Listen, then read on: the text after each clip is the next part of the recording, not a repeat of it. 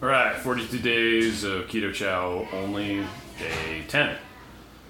So this is a really short one.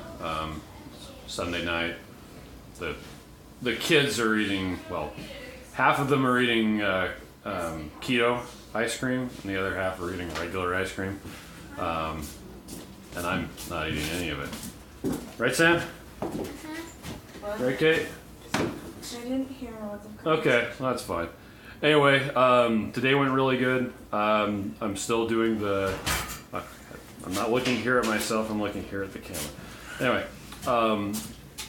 I'm still doing the grapeseed oil, and that's going well.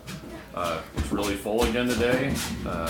Went over to my parents' house for dinner. It was actually kind of funny because, well, the kids were eating, and my mom was eating, but my dad and Miriam and we were all just doing Keto Chow, which was kind of funny. But anyway, so yeah, that's about it. Really short update. Anyway.